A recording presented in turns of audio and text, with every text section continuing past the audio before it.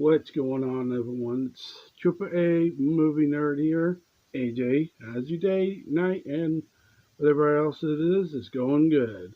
Today, we're doing a reaction to a certain type of video on YouTube.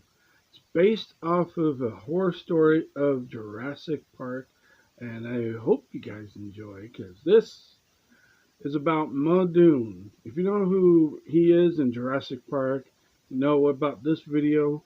This is episode 1 of reacting to the Muldoon Files. So, hope you guys enjoy. Jurassic Park has always been a big thing in my life. Fun story. I do have a video about my top Jurassic Park movies. If you want to check it out, it'll be at the end of this video. Fun story. I forgot about that. Years ago, before this movie came out, I used to be a fossil hunter. And one of the things was during that time, nobody knew about Jurassic Park or much about dinosaurs. They did, but not as much as Jurassic Park actually changed a lot of things. Just from 1, 2, and 3. The others can be off to the side for now. But the 3 main ones changed everything for dinosaurs, which was cool. Thing is, when I was fossil hunting in the Snake River area in Idaho, or I think that's where it was, all of a sudden I see this helicopter coming by area and I'm going, oh, who's that? Big helicopter. Then I see this area and it landed on top of a hill cliff area and I don't know, that's kind of interesting. That's kind of dangerous, but okay. So about a year after it comes, Jurassic Park comes out, and that moment in Jurassic Park was that helicopter. And I even said, oh, it must be a rich, snobby person. And yeah, Jurassic Park has always been a big thing in my life. So, let's get on with this reaction to Horror Story of Jurassic Park, Muldoon Files. And don't forget to like, comment, share, and subscribe to my channel. We're almost to 1K followers. See you guys in a bit.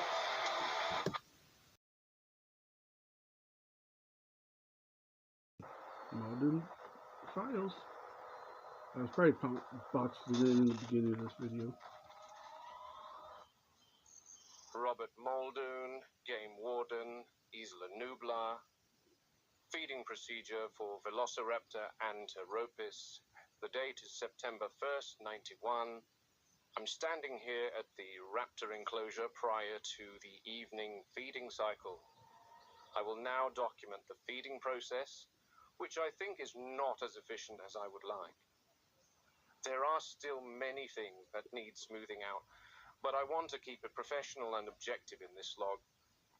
Here, at the entry gates, we have a staggered system whereby doors can only be opened once further doors have been locked, similar to the double doors of a walk-through aviary in any zoo, where visitors close one door before opening the other to prevent birds from escaping. The birds in here, however, won't just escape, they'll gut you to death. But like I said, the system needs refining. So the one thing, and I'm going to pause here for a bit. One thing about raptors, if you didn't know, they are more related to birds, like my birds I have right now. I'm watching them, they're acting just like they are. They're being birds. But as I watch my birds all the time, they're plotting stuff. They're doing things. And raptors are about the same. If anything, if raptors are about the same thing as these. Yeah. As it stands currently, only selected carnivores are permitted to feed the I could go raptors. on with it. Let me show you how that's done. The authorized handler will use his swipe card to enter the buffer enclosure with a live animal, usually a cow. We've tried feeding the raptors beef, lamb, chicken, pig, you name it, but they won't touch the stuff. They need living prey because they want to hunt. They want to coordinate and take down a live animal. So we've resorted to bringing in a cow or a goat once every 3 days or so. The handler will lead the cow into this enclosure. This buffer enclosure is double fenced with a steel barricade internally and then a 10,000 volt electric fence externally, mounted on concrete slabs which extend 10 feet underground to prevent the raptors digging.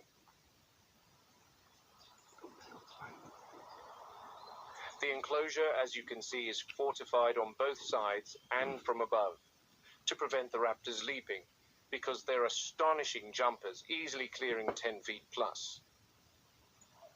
Now this is the actual feeding enclosure, and again the handler uses his swipe card at the scanner to open the gates like so.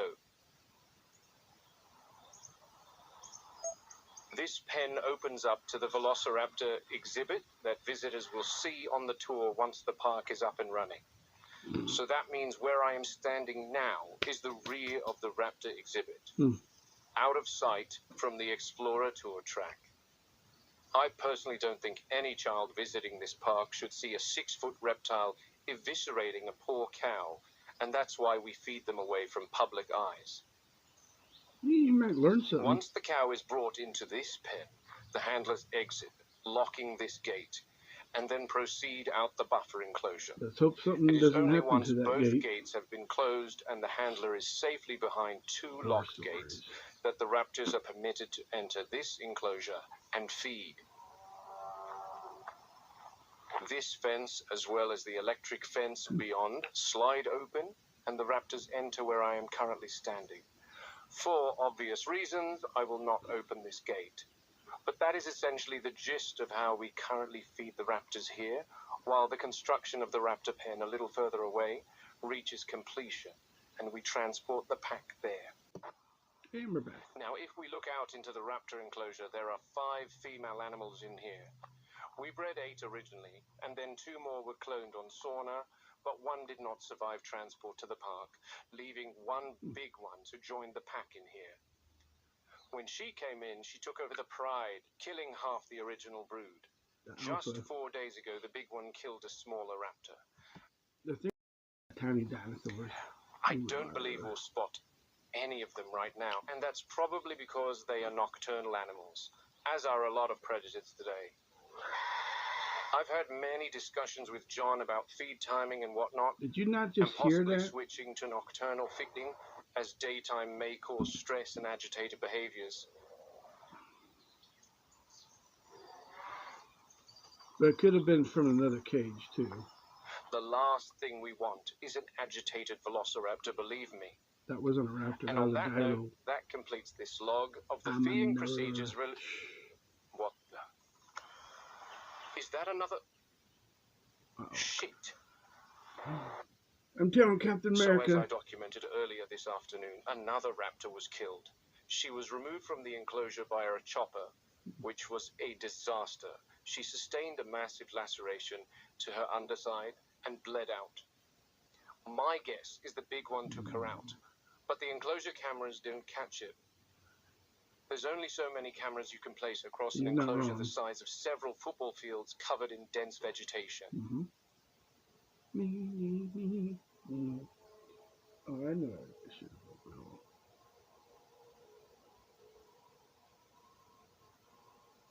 The surveillance footage from last night, after the dead raptor was removed, only raised more questions. I noticed the remaining 3 females being very busy, but I couldn't spot the big one. Anyway, another one down. 4 remaining raptors. I'll document the raptor pack dynamics tonight. They're bound to change after another member dies. There's a little one. The art in this game, I keep thinking it's a video game. The art in this video that Ali has They done go at is the fence every night, spot on. never attacking the same for weaknesses systematically. Good shout out. They learn and they remember. That was a Packy. Oh no. Long head thing like Elvis. If you get that reference, hit that follow button. Oh, look at the little raptors. That's a brachio. That big one is a real problem. She's costing Hammond hundreds of thousands. When she was introduced, the dynamics of the pack changed significantly. Dominant from the start and absolutely lethal to any raptor that did not fall in line. She shows extreme intelligence, even problem-solving intelligence. That one, when she looks at you, you can see she's working things out. My birds do she the doesn't same test thing. the fences anymore. She watches the others do it for her. They obey her completely. She directs them. I've seen that look before in lions and wolves, but not in reptiles. It's not instinct. It's something else.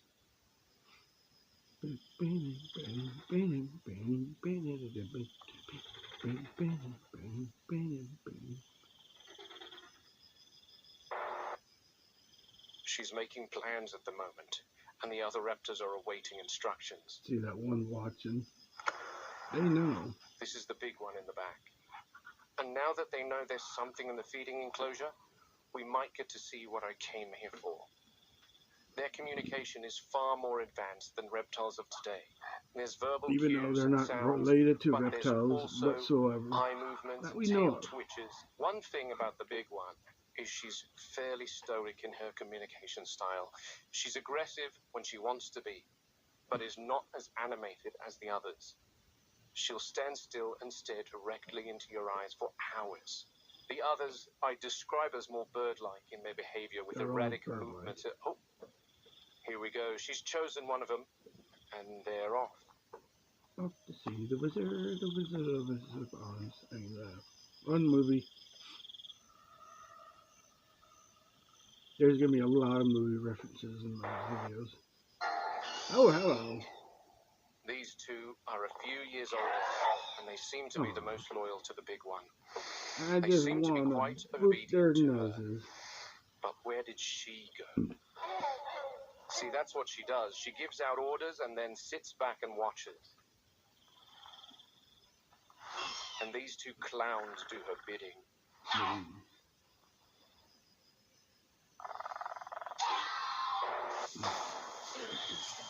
Oh, God. Oh, shit. I've never seen one of them make contact with the fence for such a long time. Jesus Christ, I think she fried herself. Fried raptor. You were here to distract me. Clever girl. The one thing I'm surprised that the other raptors, you'll see it's there, is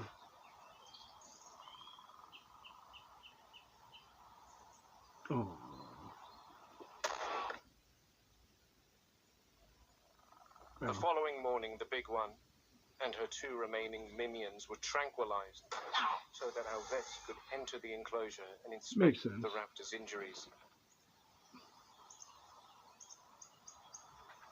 They choose to do this right now. You can hear in the background my birds are dusting themselves.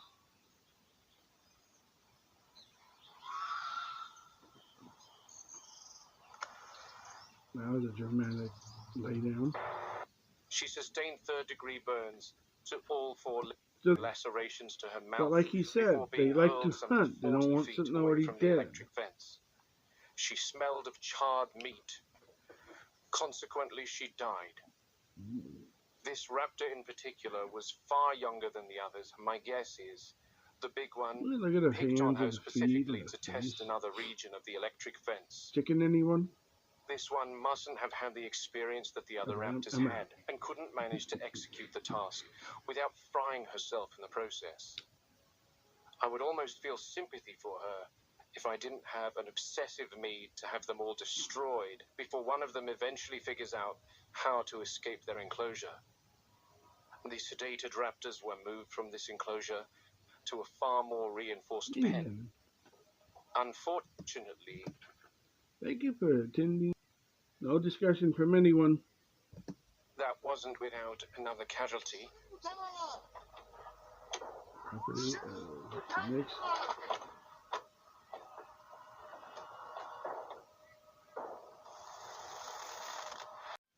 Alright, so we're back. My reaction to it was really good. I thought he did a really. I wish I found this guy months ago. I think I've been following him for at least 3 to 4 months ish this year or last year. I can't remember. But yeah, if you guys enjoy this, go check him out. Go give him a subscribe. He's really cool what he does. And if you want to subscribe to my channel as well, go for it. Hit those likes, comments. I want to know what you people thought about these kind of videos. Really done well. And the Muldoon files are one of the best files because I've this would make a really good TV show. Either Amazon, Netflix, or not Disney. Um, what's the other one I'm thinking of? Hulu. Hulu. If Hulu gets anything about Jurassic Park, yes, we need a Jurassic Park TV show. I know they got 2 to 3 more videos. They have one coming out next year, already planned. They haven't filmed it yet, but that's yeah, I know. Another one. Let's hope it's not like the one before. I mean, it wasn't bad, but yeah. Check out my content as well as his. I'll have a video at the end of my top Jurassic Park movies I enjoy the most. So again, if you enjoy, hit the like, comment, share, and subscribe. Hope your night, day, and whatnot is going good. I'll see you guys in the next video.